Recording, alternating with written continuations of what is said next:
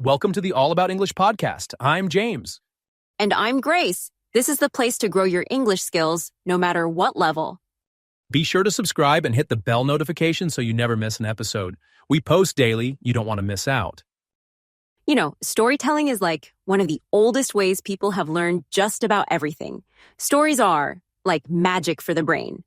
Right. They pull you in, keep you hooked, and somehow make those lessons stick. There's actually some psychology behind it. Stories aren't just fun. They literally help your memory.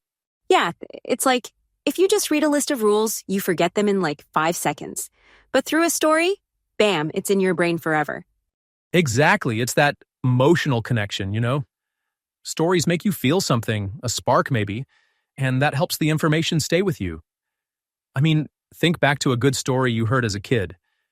Bet you can still remember it, right? Totally. I mean, stories are kind of like little brain hacks. Wait, do you have one that really stuck with you? Oh yeah, I have a perfect one.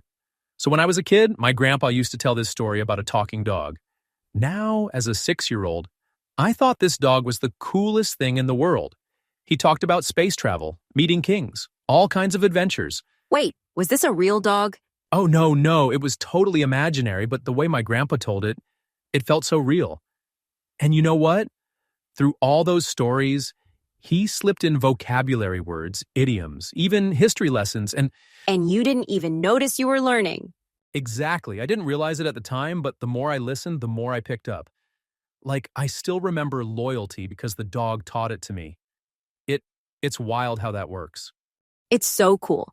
It really shows that storytelling isn't just entertaining, it's like the ultimate teaching tool.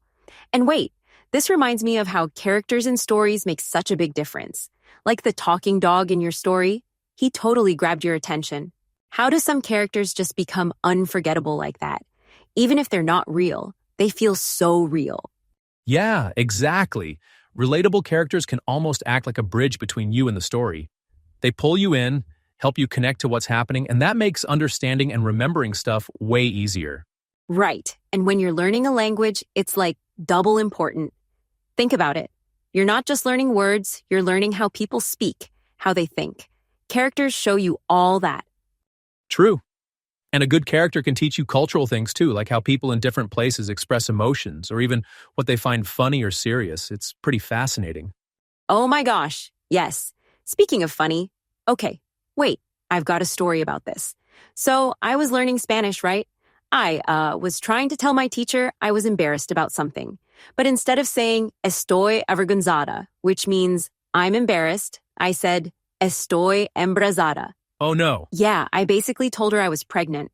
Her face, oh my gosh, it was priceless. And then when she explained it to me, I couldn't stop laughing. But it got me thinking, like how one tiny mix-up totally changes the meaning. And it also shows those cultural nuances in language. Absolutely. I mean, words carry more than just their literal meanings. They come with context and sometimes cultural quirks that you wouldn't know unless you're immersed in it. Or, making hilarious mistakes like that. Hey, mistakes are basically free lessons, right? Couldn't agree more. But coming back to relatable characters, they're also like cultural ambassadors in stories. They make the world of the story feel alive, and through them, you kind of absorb so much more without realizing it. Exactly. And I think that's why stories are so powerful for language learners. You're picking up vocab, culture, even emotional stuff, all because you care about, what happens to these characters. It's kind of amazing when you think about it. It really is. And the best part, the more immersed you get in these stories, the more your own language skills just grow. All right, so building on that, storytelling isn't just about getting lost in a great tale or connecting to characters. It's also prime real estate for building active listening skills while you soak in all those cultural and emotional nuances. Right. Active listening is all about really focusing on what's being said, catching those little details, and here's the key, responding meaningfully. It's almost like a workout for your comprehension skills. Okay, but wait, what does responding meaningfully even mean? Because sometimes when I listen, I'm just nodding along and totally missing the point. Yeah, that happens to everyone. But meaningful responses could be, asking a follow-up question, rephrasing what they said to make sure you got it. Stuff like that. It shows you're engaged. And honestly, it's a great chance to practice using new words you've picked up. Oh, like when you grab a phrase from the story and use it back in your answer? That's smart. Kind of like sneaky practice. Exactly, and the more you do it, the more natural it feels. Plus, when you're practicing with stories, you're hearing words in context, so you get the nuance too. Okay, so how do we take it further? Like, beyond just listening. What's the next level? That's where practicing new vocabulary comes in. One thing I like is role playing. You take a situation from the story and act it out. It's, really fun. And we do it with silly voices sometimes to keep it light. Oh my gosh, yes. Like, okay, when I was learning French, I once pretended to be a super dramatic movie star, asking for directions. I was like waving my hands everywhere and, turning everything into a scene. But you know what? I remembered those phrases so much better because I was like fully into it. That's such a great example.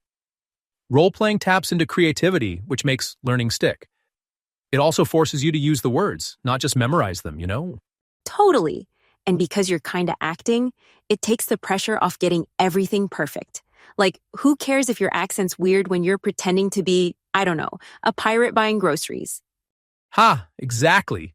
It gives you permission to just go for it. And while you're having fun, you're building confidence to use the language in real-life situations. That's the magic. Stories aren't just about listening. They get you talking, practicing, living the language. It's like language immersion without needing a plane ticket. So those role-playing ideas we talked about totally had me thinking. Like, what if we could come up with even more fun out-of-the-box scenarios? It's such a cool way to trick your brain into learning without overthinking it. Definitely. And when you think about it, everything really ties back to how much stories can help us learn. They're not just entertainment, they're tools. Totally. Like the way your grandpa's story about the talking dog taught you new words without you even knowing it. That's such a cool example. And your mix-up in Spanish, embarazada versus avergonzada, that's the kind of experience you never forget. And honestly, it highlights how important context is when learning a language. Exactly. And characters, oh my gosh, they're such a huge part of that. Like, when you connect with them, it's so much easier to get drawn into the story and learn naturally. Right. And don't forget how practicing with stories, especially by using role-playing or active listening, can build your confidence to really speak the language. That's such an underrated part of the process. Oh, absolutely. And you don't even realize it's happening because you're too busy enjoying yourself. That's the magic of it all. It really is. And the cool thing is, we're not just learning vocabulary or grammar. We're learning how to think, feel, and connect in another language. That's what makes it so powerful. Yes. So, if there's one takeaway I'd want our listeners to have, it's that stories can really be your secret weapon. Whether you're listening to them, acting them out, or just connecting with the characters, you're doing way more than just learning words. Completely agree. And I think it's also about reflecting on how these stories relate back to our own lives. Like, when you make that connection, the language sticks so much more. Oh my gosh, yes. It's like deep learning without even trying. Honestly, stories are the ultimate cheat code for language learners. Oh, and speaking of how stories connect us, I just thought of another example. It's like when you hear a story in another language and suddenly realize you understood more than you thought. How cool is that? Same here. And honestly, there's just so much more to explore. But this is a good place to pause and let everyone soak it all in. Totally. And here's what we'd love from you guys listening. Comment and tell us what stories have stuck with you while you've been learning a language. Yeah, or maybe share a moment where a story helped you understand something new, a word, a phrase, anything. We'd love to hear about it.